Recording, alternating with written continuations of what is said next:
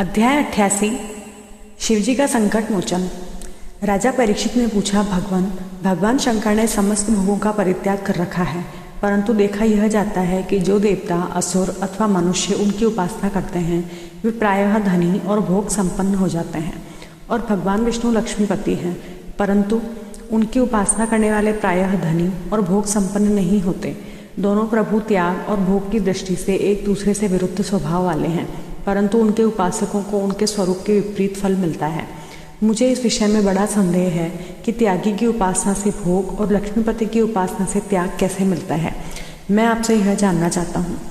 श्री सुखदेव जी कहते हैं, परीक्षित, शिवजी सदा अपनी शक्ति से युक्त रहते हैं। वे सत्व आदि गुणों से युक्त तथा अहंकार के अधिष्ठाता हैं। अहंकार के 3 भेद हैं, वैकारिक, तेजस और तामस। त्रिविध अहंकार से 16 विकार हुए, 10 इंद्रियां, 5 महाभूत और 1 मन। अतः इन सबके अधिष्ठात्र देवताओं में से किसी एक की उपासना करने पर समस्त ऐश्वर्यों की प्राप्ति हो जाती है। परंतु परीक्षित, भगवान श्री हरि तो प्रकृति से परे स्वयं पुरुषोत्तम एवं प्राकृत गुण रहित हैं। वे सर्वज्ञ तथा सबके अंतःकरणों के साक्षी हैं। जो उनका भजन करता है वह स्वयं भी गुणातीत हो जाता है। परीक्षित, जब तुम्हारे दादा धर्मराज युधिष्ठिर अश्वमेध यज्ञ कर चुके, तब भगवान से विविध प्रकार के धर्मों का वर्णन सुनते समय उन्होंने भी यही प्रश्न किया था। परीक्षित, भगवान श्री कृष्ण सर्वशक्तिमान परमेश्वर हैं। मनुष्यों के कल्याण के लिए ही उन्होंने यदुवंश में अवतार धारण किया था। राजा युधिष्ठिर का प्रश्न सुनकर और उनकी सुनने की इच्छा देखकर उन्होंने प्रसन्नतापूर्वक इस प्रकार उत्तर दिया था। भगवान श्री कृष्ण ने कहा, राजन, जिस प्रकार मैं कृपा करता हूँ उसका सब धन धीरे धीरे छीन लेता हूँ। जब वह निर्धन हो जाता है तब उसके सगे संबंधी उसके दुखाकुल चित्त की परवाह न करके उसे छोड़ देते हैं। फिर वह धन के लिए उद्योग करने लगता है, तब मैं उसका वह प्रयत्न भी निष्फल कर देता हूँ। इस प्रकार बार बार असफल होने के कारण जब धन कमाने से उसका मन विरक्त हो जाता है, उसे दुख समझकर वह उधर से अपना मुंह मोड़ लेता है और मेरे प्रेमी भक्तों का आश्रय लेकर उनसे मेलजोल करता है। तब मैं उस पर अपनी अहेतुक कृपा की वर्षा करता हूँ। मेरी कृपा से उसे परम सूक्ष्म अनंत सच्चिदानंद स्वरूप परब्रह्म की प्राप्ति हो जाती है। इस प्रकार मेरी प्रसन्नता, मेरी आराधना बहुत कठिन है। इसी से साधारण लोग मुझे छोड़कर मेरे ही दूसरे रूप अन्य देवताओं की आराधना करते हैं। दूसरे देवता आशुतोष हैं, वे झटपट पिघल पड़ते हैं और अपने भक्तों को साम्राज्य लक्ष्मी दे देते हैं। उसे पाकर वे उच्छृंखल, प्रमादी और उन्मत्त हो जाते हैं और अपने वरदाता देवताओं को भी भूल जाते हैं तथा उनका तिरस्कार कर बैठते हैं। श्री सुखदेव जी कहते हैं, परीक्षित, ब्रह्मा, विष्णु और महादेव ये तीनों श्राप और वरदान देने में समर्थ हैं, परंतु इनमें महादेव और ब्रह्मा शीघ्र ही प्रसन्न या रुष्ट होकर वरदान अथवा श्राप दे देते हैं, परंतु विष्णु भगवान वैसे नहीं हैं। इस विषय में महात्मा लोग एक प्राचीन इतिहास कहा करते हैं। भगवान शंकर एक बार वृकासुर को वर देकर संकट में पड़ गए थे। परीक्षित, वृकासुर शकुनी का पुत्र था। उसकी बुद्धि बहुत बिगड़ी हुई थी। एक दिन कहीं जाते समय उसने देवर्षि नारद को देख लिया और उनसे पूछा कि तीनों देवताओं में झटपट प्रसन्न होने वाला कौन है। परीक्षित, देवर्षि नारद ने कहा, तुम भगवान शंकर की आराधना करो, इससे तुम्हारा मनोरथ बहुत जल्दी पूरा हो जाएगा। वे थोड़े ही गुणों से शीघ्र प्रसन्न और थोड़े ही अपराध से तुरंत क्रोध कर बैठते हैं। रावण और बाणासुर ने केवल बंदीजनों के समान शंकर जी की कुछ स्तुतियां की थी। इसी से वे उन पर प्रसन्न हो गए और उन्हें अतुलनीय ऐश्वर्य दे दिया। बाद में रावण के कैलाश उठाने और बाणासुर के नगर की रक्षा का भार लेने से वे उनके लिए संकट में भी पड़ गए थे।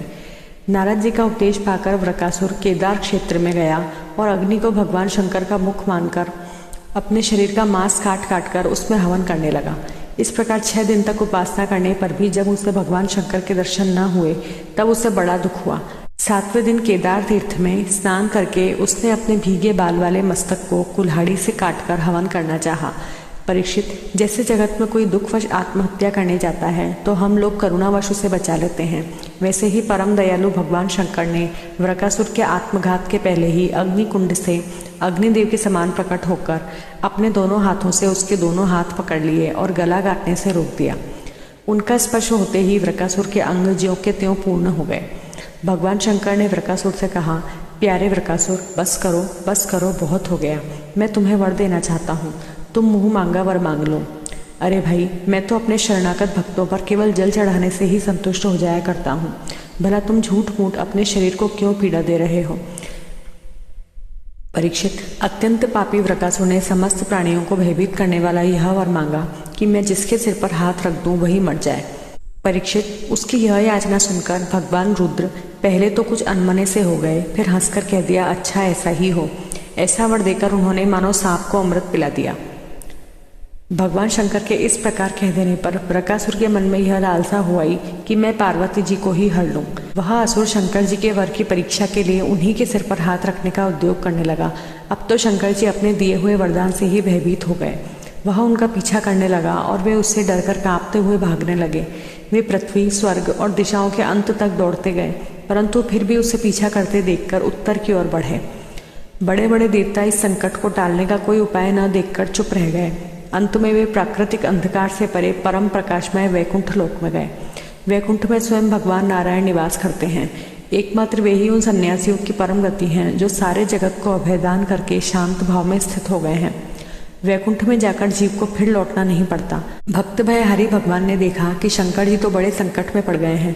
तब वे अपनी योग माया से ब्रह्मचारी बनकर दूर से ही धीरे धीरे वृकासुर की ओर आने लगे।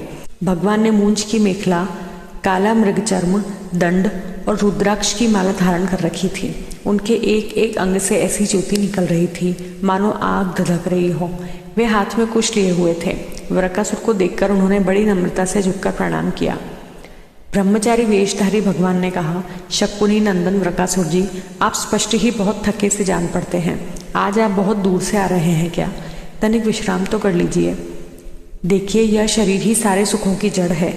इसी से सारी कामनाएं पूरी होती हैं। इसे अधिक कष्ट नहीं देना चाहिए। आप तो सब प्रकार से समर्थ हैं। इस समय आप क्या करना चाहते हैं?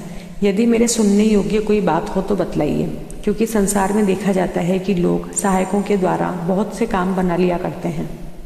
श्री सुखदेव जी कहते हैं, परीक्षित, भगवान के एक एक शब्द से अमृत बरस रहा था। उनके इस प्रकार पूछने पर पहले तो उसने तनिक ठहरकर अपनी थकावट दूर की। उसके बाद क्रमशः अपनी तपस्या, वरदान प्राप्ति तथा भगवान शंकर के पीछे दौड़ने की बात शुरू से कह सुनाई।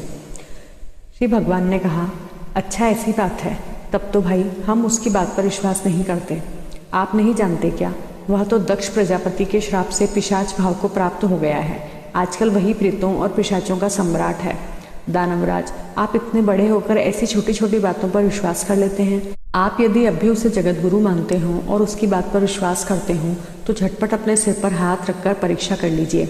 दानव शिरोमणि, यदि किसी प्रकार शंकर की बात असत्य निकले तो उस असत्यवादी को मार डालिए, जिससे फिर कभी वह झूठ ना बोल सके। परीक्षित, भगवान ने ऐसी मोहित करने वाली अद्भुत और मीठी बात कही कि उसकी विवेक बुद्धि जाती रही। उस दुर्बुद्धि ने भूलकर अपने ही सिर पर हाथ रख लिया। बस उसी क्षण उसका सिर फट गया और वह वहीं धरती पर गिर पड़ा, मानो उस पर बिजली गिर पड़ी हो। उस समय आकाश में देवता लोग जय जय, नमो नमः, साधु साधु के नारे लगाने लगे। पापी वृकासुर की मृत्यु से देवता, ऋषि, पितर और गंधर्व अत्यंत प्रसन्न होकर पुष्पों की वर्षा करने लगे और भगवान शंकर उस विकट संकट से मुक्त हो गए। अब भगवान पुरुषोत्तम ने भयमुक्त शंकर जी से कहा कि देवादिदेव, बड़े हर्ष की बात है कि इस दुष्ट को इसके पापों ने ही नष्ट कर दिया। परमेश्वर, भला ऐसा कौन प्राणी है जो महापुरुषों का अपराध करके कुशल से रह सके? फिर स्वयं जगत गुरु विश्वेश्वर, आपका अपराध करके तो कोई सकुशल रह ही कैसे सकता है? भगवान अनंत शक्तियों के समुद्र हैं। उनकी एक एक शक्ति मन और वाणी के सीमा के परे है। वे प्रकृति से अतीत स्वयं परमात्मा हैं। उनकी शंकर जी को संकट से छुड़ाने की यह लीला जो कोई कहता या सुनता है, वह संसार के बंधनों और शत्रुओं के भय से मुक्त हो जाता है।